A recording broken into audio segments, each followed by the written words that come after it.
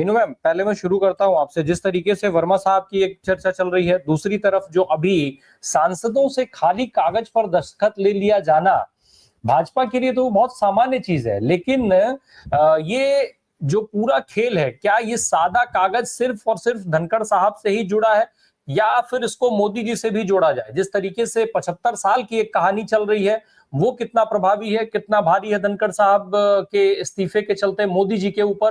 क्योंकि धनखड़, मोदी और भागवत, ये तीनों कनेक्शन मैं कल से ही देख रहा हूं कि लगातार इसको लेकर के कुछ ना कुछ सेटअप बैठाने की कोशिश हो रही है। तो ये सब एक ही धागे में पिरोया हुआ मान लिया जाए, एक ही खेल का हिस्सा माना जाए, मीनू मैम?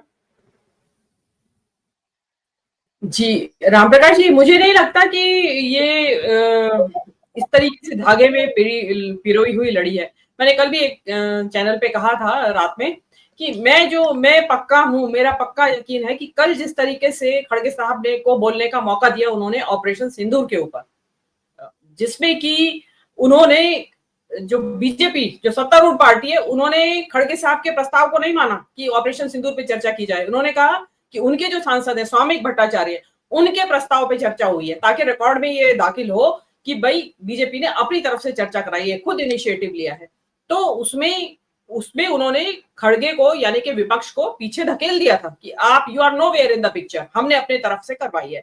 लेकिन उसके बावजूद खड़गे साहब को बोलने के लिए न केवल बोले, खड़गे साहब ने वो सारी बातें बोल दी ऑपरेशन सिंदूर के बारे में जो कि बीजेपी और मोदी सरकार कदापि नहीं चाहते कि संसद के रिकॉर्ड में आए, दुनिया सुने और पब्लिक सुने भारत की। जैसे कि विमान गिराने की बात, प्रेसिडेंट ट्रंप के बारे में बात, सीडीएस चौहान के बारे में बात, मतलब जो भी सवाल अभी तक जनता के दिमाग में उठ रहे हैं, वो सारे सवाल फटाफट खड़गे साहब बोलते चले गए।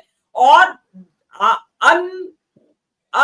अनप्रेसिडेंटेडली जो आपके धनखड़ साहब है सभापति, वो अनइंटरप्टेड बोलने दे रहे हैं उनको।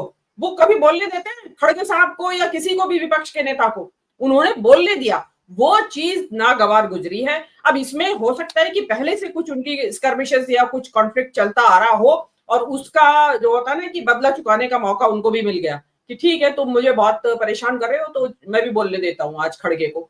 और उसी खड़गे को बोलने के बीच में आपके जो नड्डा साहब है वो क्या क्या बोल रहे थे। देखिए, मैं ये कहना चाह रही थी कि मैं ये मानती हूँ, मतलब मुझे पक्का यही भरोसा है कि यही वजह रही है मेनली कि खड़गे साहब को बोलने का मौका जो दिया ऑपरेशन सिंदूर के ऊपर, और खड़गे साहब ने फटाफट सारी चीजें अंडरलाइन कर दी कि ट्रंप क्या कह रहे हैं, विमान कितने गिरे, सीडीएस क्या कह रहे थे, और आपके और रक्षा अधिकारी क्या क्या बोल रहे थे। तो क्लैरिटी चाहिए हमें, ये बताइए कि हुआ क्या है एक्चुअली। तो वो चीज जो है मोदी सरकार किसी हाल में नहीं चाहती थी। ये इस चीज का प्रमाण ये है कि लोकसभा में जो बिरला साहब है अध्यक्ष, उन्होंने राहुल गांधी को, विपक्ष के नेता को बोलने नहीं दिया, जबान ही नहीं खोलने दी कि बोलेंगे तो ऑपरेशन सिंदूर पे बोलेंगे, इसलिए बोलने नहीं देना है। क्योंकि दोनों को एक ही ब्रीफ दिया गया था कि आपको बोलने नहीं देना है विपक्ष के नेताओं को, और हम कंट्रोल करेंगे कि हम बोल लेंगे और उसके बाद जैसे ही इनका बोलने का नंबर आएगा विपक्ष का, हम डिस्टर्ब कर देंगे कार्यवाही। और वहां अनइंटरप्टेड खड़गे साहब को बोलने दिया गया। तो उस चीज से सख्त नाराजगी है, और नड्डा साहब जानते थे इस बात को कि ये मना करने के बावजूद बोलने का मौका दे रहे हैं और चुप बैठे हैं बिल्कुल। तो वो चीज जो है बाद में जाके वहां शिकायत हुई है और वहां पे हिल गया है। लेकिन अभी आप यहीं तक हम लोग सोच रहे हैं, आगे आप पूछेंगे तो बात करेंगे। अभी हम बात कर रहे हैं, 3 नाम और आ गए हैं, उससे पहले की भी तो प्रोसेस है, चुनाव के दौरान जो प्रोसेस होगी, बहुत कुछ है। सरकार डगमगा गई है, अचानक जो ये हुआ है सारा डेवलपमेंट, ये बहुत बड़े इसके रेमिफिकेशंस हैं। इतना सिंपल नहीं है कि राष्ट्रपति ने इस्तीफा दे दिया और नया राष्ट्रपति चुपचाप से आके बैठ जाएगा। नो, बहुत कुछ होगा इससे पहले। जी मीनू मैम, क्या ये पहलगाम हमला से लेकर के ऑपरेशन सिंदूर और सीज फायर, ट्रंप के बार बार के स्टेटमेंट और एसआईआर के लेकर के जिस तरीके के सवाल पूछे जा रहे थे, एसआईआर को अभी हम थोड़ा किनारे लाते हैं, फिर से उस पर बात कर लेंगे। ऑपरेशन सिंदूर को ढकने की कवायद में धनखड़ साहब पहली कुर्बानी है। अभी इसमें और लोगों के विकेट गिराए जाएंगे। जी रामप्रकाश जी, आपने जो सवाल पूछा है वो मैं उसका जवाब बाद में दूंगी, क्योंकि बीच में बहुत सारी चर्चा ऐसी हुई जिसमें मैंने हैंड रेज भी किया था, आपने शायद ध्यान नहीं दिया। मेरा ये कहना है कि हम नामों की चर्चा कर रहे हैं कि ये उपराष्ट्रपति के नाम, वो उपराष्ट्रपति के नाम, और ये भी चर्चा आ रही है कि भाई ये उपराष्ट्रपति का शगुफा चढ़ा गया है, जरूरी मुद्दा एसआईआर है। नहीं, इस वक्त एसआईआर मुद्दा इतना जरूरी नहीं है। इस वक्त उपराष्ट्रपति की जो इस्तीफा हुआ है ये बहुत जरूरी मुद्दा है। सरकार अस्थिर होगी, क्यों होगी कि हम नामों की चर्चा कर रहे हैं, लेकिन नामों से पहले ये तो देख लीजिए कि चुनाव होगा वो कैसे होगा। उपराष्ट्रपति के चुनाव में संसद के दोनों सदनों के चुने हुए और नामित सदस्य भाग लेते हैं।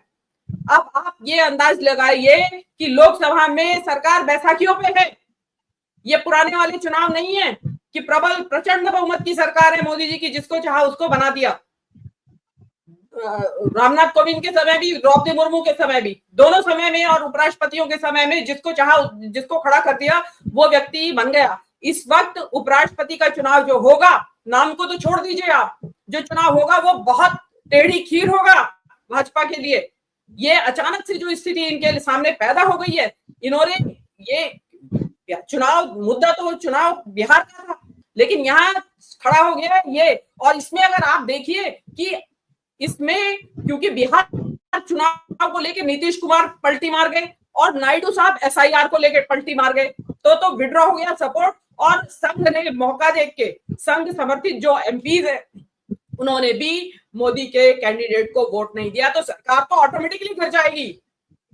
बहुत बड़ा मुद्दा है ये, राष्ट्रपति का चुनाव बहुत बड़ा मुद्दा है। सरकार की अस्थिरता और लॉन्जिविटी चलेगी या नहीं चलेगी, इसके ऊपर निर्भर करेगा। एसआईआर तो बाद में होगा, सरकार गिर गई तो एसआईआर तो अपने आप ही निरस्त हो जाएगा। जरूरी है धनखड़ के चुनाव के ऊपर, उपराष्ट्रपति के चुनाव के ऊपर चर्चा करना। मैं दोहरा देती हूँ दर्शकों की सुविधा के लिए कि संसद के दोनों सदनों के चुनाव नामित और चुने हुए सदस्य इसमें भाग लेते हैं।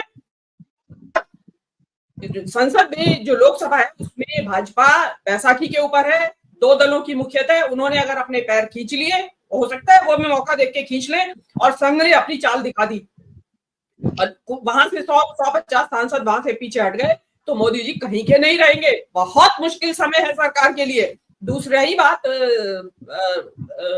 कौन ये होगा उम्मीदवार, मेरे हिसाब से कोई नहीं होगा, जेपी नड्डा होंगे उम्मीदवार।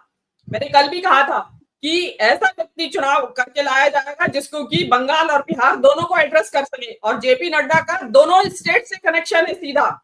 जेपी नड्डा बिहार में पैदा हुए, बिहार में शिक्षा हुई भी है तक, एक बिहार कनेक्शन।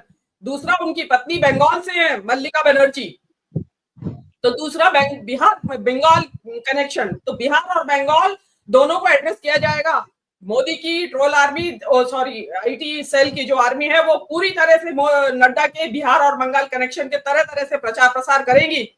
और नड्डा क्योंकि यसमैन है और पूरी तरह से वफादार हैं, तो वो नड्डा उसके यहाँ पे उम्मीदवार होंगे। और तीसरी बात यह है कि ये जो चुनाव है, अब तो हमें ये इंतजार करना चाहिए कि राष्ट्रपति चुनाव में वोट किधर पड़ेगा और कैसे वोट मैनेजमेंट किया जाएगा। 240 सदस्यों की जो सरकार है वो कैसे अपनी मनमर्जी का राष्ट्रपति चुनवा पाएगी, ये बहुत बड़ा यक्ष प्रश्न है। नामों को तो छोड़ दीजिए पीछे, पहले ये तो डिसाइड करिए कि राष्ट्रपति चुना कैसे। नंबर ही नहीं है इनके पास, सरकार गिरेगी जी।